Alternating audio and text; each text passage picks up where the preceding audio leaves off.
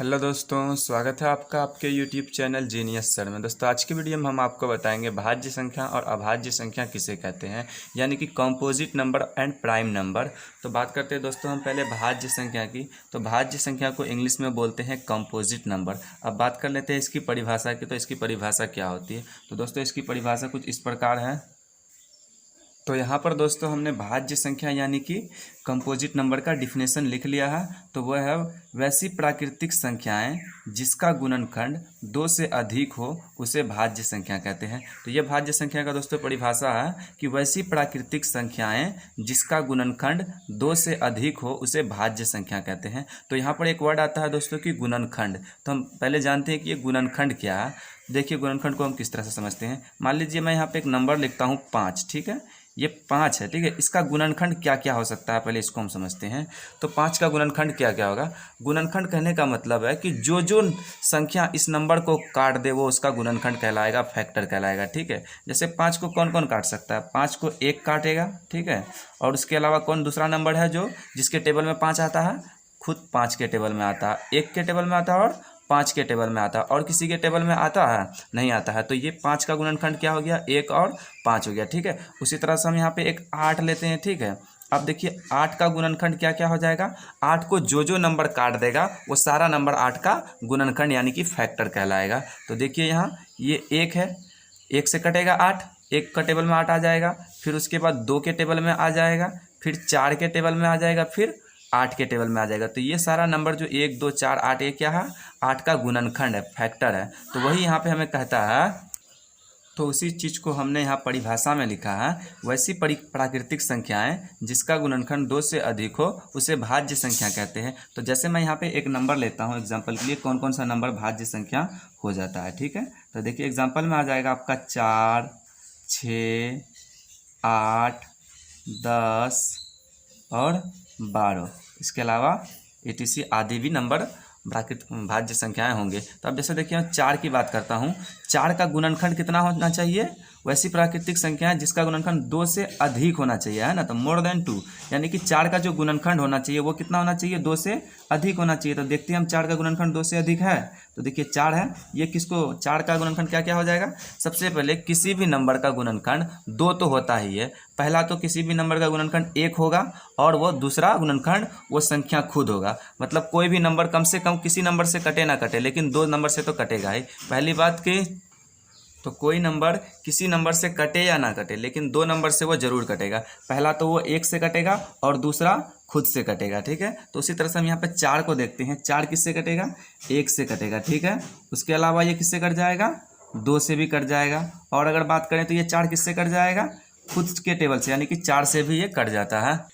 तो अब दोस्तों आप 4 का फैक्टर गिनिए कितना होता है। देखिए 1 2 और 3, यानी कि 4 का जो गुणनखंड है वो कितना है?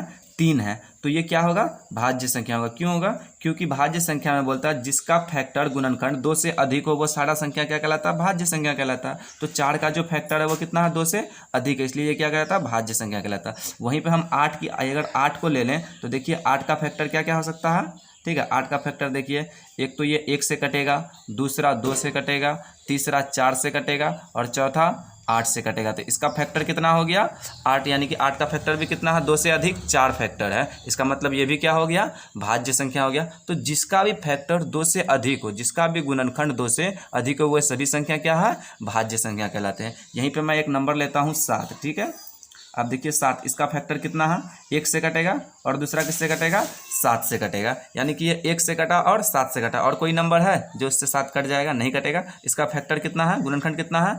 2 है, यानी कि 2 से 2 के बराबर है। लेकिन भाज्य संख्या होने के लिए कितना चाहिए? 2 से अधिक गुणनखंड होना चाहिए। इसलिए ये 7 क्या है? अभाज्य संख्या है, भाज्य संख्या नहीं है। तो इस तरह से आप भाज्य संख्या को समझ सकते हैं। तो मुझे उम्मीद है दोस्तों कि आपको भाज्य संख्या समझ में आ गया। तो चलिए अब हम अभाज्य संख्या को समझकर देखते हैं। तो अब बात करते हैं दोस्तों कि अभाज्य संख्या। तो अभाज्य संख्या को इंग्लिश में बोलते हैं प्राइम नंबर, ठीक है। अभाज्य संख्या को इंग्लिश में प्राइम नंबर बोलते हैं और इसका परिभाषा कुछ इस प्रकार है।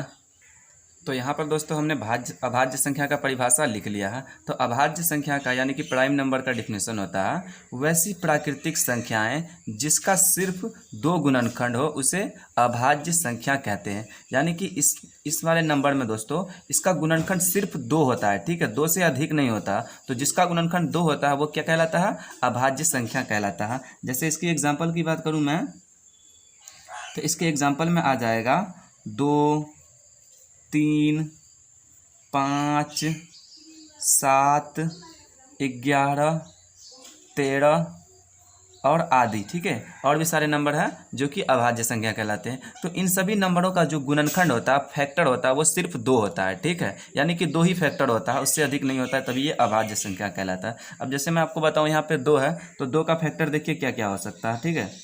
यह 2 है, 2 किससे किससे कटेगा? जिससे जिससे कटता है वही सारा नंबर क्या कहलाता है? इसका फैक्टर कहलाता है। तो देखिए ये 1 से कटेगा तो 2 का फैक्टर 1 हो गया, और 2 फिर किससे कटेगा? 2 से कटेगा। तो और इसके अलावा कोई नंबर नहीं है, इसलिए ये 2 क्या हो गया? अभाज्य संख्या हो गया, क्योंकि इसका फैक्टर 1 और 2 है, सिर्फ 2 फैक्टर है, ठीक है। उसी तरह से हम अगर 3 को लेते हैं, 3 को लेते हैं तो यहाँ देखिए 3 का भी फैक्टर क्या आता है? 1 से कटेगा, उसके अलावा ये 3 से कटेगा, और किसी नंबर से कटेगा? नहीं कटेगा। तो इसका भी फैक्टर 2 ही है। 7 को लेते हैं अगर आप, तो 7 भी किससे कटेगा? एक तो ये 1 से कटेगा और दूसरा 7 से कटेगा, और किसी से नहीं कटेगा। उसी तरह से आप 11, 13 को भी लेंगे तो उसका भी फैक्टर सिर्फ 2 है। तो ऐसी कोई सी संख्या जिसका गुणनखंड सिर्फ 2 हो, यानी कि 2 से अधिक ना हो, सिर्फ 2 हो, तो वो सारे संख्या क्या कहलाता है? अभाज्य संख्या कहलाता है, ठीक है।